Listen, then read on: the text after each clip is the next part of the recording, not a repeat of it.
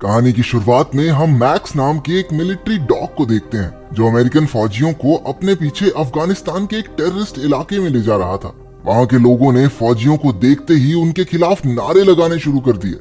इधर मैक्स कुछ सूंघता हुआ अपने मालिक काइल को एक छोटे से घर में ले आया। मैक्स काफी देर तक एक कारपेट को सूंघता रहा। उसने कारपेट के नीचे बनी वो खुफिया जगह ढूंढ निकाली जिसमें गैर कानूनी बंदूकें और हथियार छिपाए गए थे। ये साबित हो गया था कि उस इलाके के लोग आतंकवादियों को हथियार बेचते थे। अपनी ड्यूटी खत्म करके काइल बेस पर पहुंचा और अपने पिता रे और माँ पैमेला से वीडियो कॉल पर बात करने लगा। रे भी एक रिटायर्ड आर्मी ऑफिसर था। काइल के माँ बाप भी मैक्स से बहुत प्यार करते थे। हालांकि काइल के भाई जस्टिन को कुत्तों में कुछ खास दिलचस्पी नहीं थी।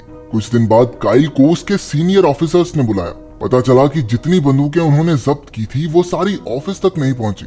उन्हें शक था कि काइल की टीम में से कोई हथियार चुरा रहा है। काइल ने अपनी टीम से पूछताछ शुरू की तो पता चला कि इस सब के पीछे उसके बेस्ट फ्रेंड टाइलर का हाथ है। लेकिन काइल अपनी दोस्ती खराब नहीं करना चाहता था, इसलिए उसने टाइलर को एक मौका देने की सोची। अगले दिन काइल अपने ग्रुप के साथ अगले मिशन पर जा रहा था। मैक्स उन्हें अपने पीछे एक मैदान तक ले आया और बीच में रुक गया। इधर काइल ने टाइलर से कहा कि वो उसके गैर कानूनी हथियार सप्लाई करने के बिजनेस के बारे में सब जानता है। हालांकि माफी मांगने की बजाय टाइलर ने काइल को अपना मुंह बंद करके मिशन पे ध्यान देने को कहा। उधर मैक्स आगे बढ़ता जा रहा था। वहां आतंकियों ने माइंस बिछा रखे थे जिनके फटने से अचानक धमाके होने लगे। चारों ओर हड़बड़ी मच गई। मैक्स को मुसीबत में देखकर काइल तेजी से उसे बचाने भागा। उसने टाइलर को कवर फायर देने के लिए कहा, लेकिन वो नीच उसे धोखा देकर एक चट्टान के पीछे जाकर छुप गया। बदकिस्मती से काइल दुश्मनों से लड़ता हुआ शहीद हो गया। इसके बाद सेना के कुछ अफसर काइल के परिवार को उसकी मौत की खबर देने गए। उसके माँ बाप और भाई जस्टिन को ये सुनकर बहुत गहरा सदमा लगा। काइल को आखिरी बार अलविदा कहने के लिए पूरा परिवार चर्च में पहुंचा। मैक्स को भी वहां लाया गया जो अपने मालिक को खोकर बेहद दुखी था। वो चुपचाप जाकर काइल के ताबूत के पास बैठा रहा। फ्यूनरल पूरा हो जाने के बाद जब ऑफिसर्स मैक्स को वापस ले जाने लगे तो वो बुरी तरह छटपटाने लगा और उनके साथ चलने से मना कर दिया। वो जस्टिन को पहचान कर उसके पास चला गया। उसे जस्टिन में अपने मालिक की झलक नजर आ रही थी, लेकिन जस्टिन ने आर्मी ऑफिसर्स के साथ जाकर उसे वैन में छोड़ दिया। अगले दिन जस्टिन काइल के कमरे में बैठा उसकी तस्वीरें देख रहा था। उसके पिता रे ने आकर उसे दिलासा देने की कोशिश की, लेकिन जस्टिन गुस्से में आकर अपने पिता को ही काइल की मौत का दोषी ठहराने लगा। तभी पैमेला ने आकर उन्हें बताया कि मिलिट्री ने मैक्स को मार देने का फैसला लिया है। बिना वक्त गवाए वो तीनों मैक्स से मिलने डॉग शेल्टर पहुंचे। उन्हें पता चला कि मैक्स काफी खूंखार होकर आपे से बाहर हो चुका था। काइल की मौत के बाद से वो सदमे में था और किसी भी इंसान के उसके पास जाते ही वो उस पर अटैक कर देता। लेकिन जैसे ही जस्टिन ने कमरे में कदम रखा, मैक्स शांत होकर जमीन पर बैठ गया। मैक्स उसके ऑर्डर्स मानता था क्योंकि वो काफी हद तक काइल जैसा दिखता था। उसे जस्टिन के साथ खुश देखकर रे ने उसे अडॉप्ट करने का फैसला लिया, लेकिन घर पहुंचकर रे ने कहा कि क्योंकि मैक्स एक खूंखार जानवर है इसलिए वो उसे घर के अंदर नहीं रख सकते। उन्होंने मैक्स को बाहर ही गार्डन में बांध दिया। रात के समय मैक्स जोर जोर से भौंकने लगा। उसके शोर मचाने की वजह से पूरा परिवार और आस पड़ोस के लोग भी बहुत परेशान हो रहे थे। ना चाहते हुए भी जस्टिन बाहर मैक्स के पास आया। उसे देखते ही मैक्स ने भौंकना बंद कर दिया। अब तो वो जस्टिन को वापस जाने ही नहीं दे रहा था, इसलिए जस्टिन मैक्स के पास ठीक वैसे ही लेट गया जैसे काइल लेटा करता था। जस्टिन के सो जाने के बाद मैक्स पूरी रात उसकी रखवाली करता रहा। अगली सुबह जस्टिन अपने दोस्त चूई और उसकी कजन कार्मेन से मिला। कार्मेन को कुत्ते बहुत अच्छे लगते थे। जस्टिन ने उन्हें बताया कि मैक्स को संभालना उसके लिए बहुत मुश्किल हो रहा है, तो कार्मेन ने कहा कि वो मैक्स को ट्रेन करने में उसकी मदद कर सकती है। अगले दिन कार्मेन और चूई उसके घर आए। कार्मेन ने जस्टिन को कुत्तों के पास जाने की ट्रेनिंग दी और उन्हें कंट्रोल करना भी सिखाया। कुछ ही घंटों की प्रैक्टिस में जस्टिन मैक्स को अपने साथ साथ घुमाने लगा। रात को जब सभी डिनर कर रहे थे तो अचानक बाहर से मैक्स के जोर जोर से भौंकने की आवाजें आने लगी। तभी दरवाजे पर घंटी बजी। जस्टिन ने देखा कि दरवाजे पर टाइलर था। उसके माँ बाप टाइलर को देखकर बहुत खुश हुए। पूछने पर टाइलर ने बताया कि एक मिशन के दौरान उसे काफी चोटें आई थी, इसलिए वो थोड़ा आराम करने के लिए घर वापस आया है। बाद में वो टाइलर को मैक्स से मिलाने ले गए तो मैक्स उसे देखकर जोर जोर से भौंकने लगा और आपे से बाहर हो गया। गुस्से में मैक्स ने अपनी चेन तोड़ डाली और टाइलर पर हमला कर दिया। बड़ी मुश्किल से जस्टिन और कार्मेन ने उसे शांत किया और टाइलर की जान बचाई।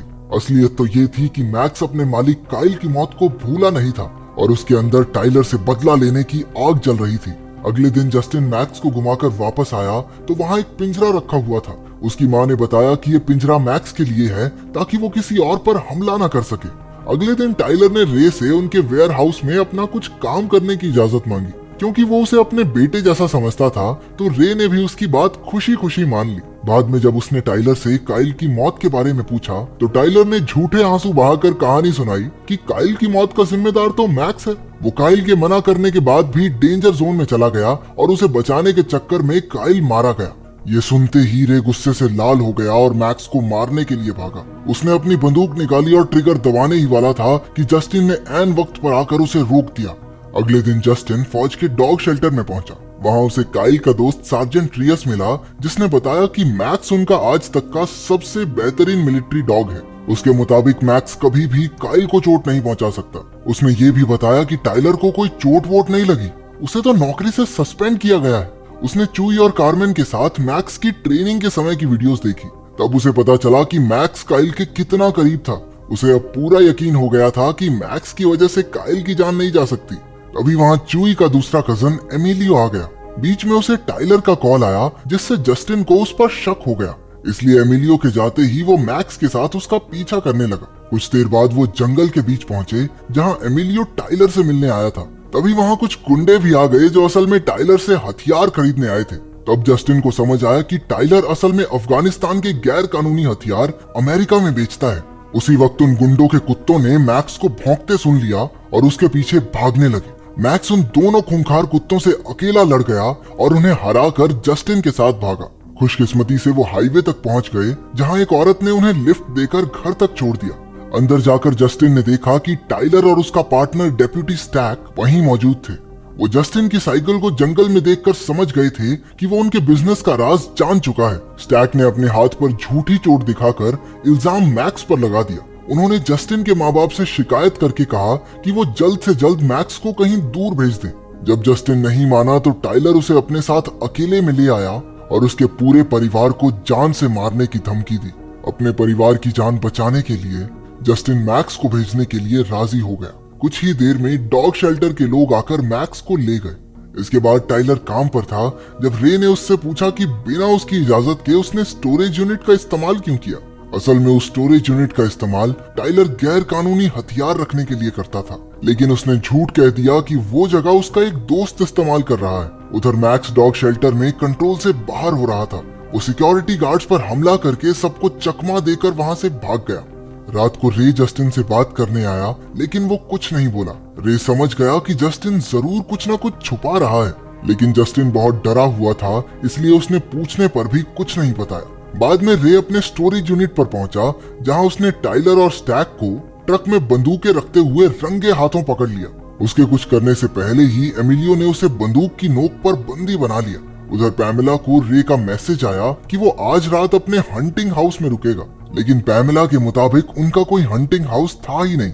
जस्टिन चूई और कार्मेन के साथ अपने पिता को ढूंढने निकल पड़ा। उन्हें स्टोरेज यूनिट्स का ताला टूटा हुआ मिला। मैक्स ने ताला सूंघा और उन्हें रे की ओर ले जाने लगा। पूरी रात इधर उधर ढूंढने के बाद जस्टिन और उसका ग्रुप एक सुनसान जगह पर पहुंचे। उन्होंने टाइलर को उसके साथियों के साथ हथियार बेचते देखा। रे भी उन्हीं की कार में बैठा था। जब तक जस्टिन और चूई टाइलर पर नजर रखे हुए थे, कार्मेन जल्दी से पुलिस को बुलाने चली गई, लेकिन टाइलर के कुत्तों ने जस्टिन को सूंघ लिया और उन पर हमला करने के लिए भागे। लेकिन इस बार भी अपने मैक्स ने उन दोनों कुत्तों को पेल दिया। इधर टाइलर और एमिलियो जंगल में जस्टिन के पीछे भागे। रे ने भी मौका देखकर स्टैक पर हमला करके खुद को आजाद कर लिया। जल्द ही मैक्स और जस्टिन भी वहां पहुंच गए। दोनों बाप बेटे का दिल एक दूसरे को देखकर भर आया, लेकिन खतरा अभी टला नहीं था। उन्होंने प्लान बनाया कि दोनों अलग अलग रास्तों से जाकर टाइलर को चकमा देंगे। दूसरी तरफ स्टैक अपनी कार में बैठकर बाप बेटे को ढूंढने निकला। उसने रे को देखकर उस पर गाड़ी चढ़ाने की कोशिश की, लेकिन रे ने उस पर गोली चला दी। गाड़ी ब्रिज के नीचे जा गिरी और जोरदार धमाका हुआ। उधर टाइलर ने जस्टिन को पकड़ लिया। वो उसे जान से मारना चाहता था, क्योंकि जस्टिन की वजह से उसकी बनी बनाई डील खराब हो गई। उसी वक्त मैक्स ने टाइलर पर जोरदार हमला बोल दिया। उसने झपट कर टाइलर को ब्रिज से नीचे नदी में गिरा दिया। सही वक्त पर कार्मेन पुलिस के साथ पहुंच गई और सारे बदमाश पकड़े गए। आखिर में जस्टिन और मैक्स काइल की कब्र पर खड़े थे। जस्टिन ने काइल का शुक्रिया अदा करके पहली बार उसे सैल्यूट किया, घर लौटने पर उसके दोस्तों और परिवार ने उसका जमकर स्वागत किया। बाहर मैक्स का पिंजरा भी नहीं था। रे ने कहा कि अब से मैक्स उनके परिवार का हिस्सा बनके घर के अंदर ही रहेगा। उनका परिवार एक बार फिर से पूरा हो गया। अगर वीडियो पसंद आई तो लाइक कर देना, चैनल को सब्सक्राइब कर देना। मिलते हैं अगली वीडियो में।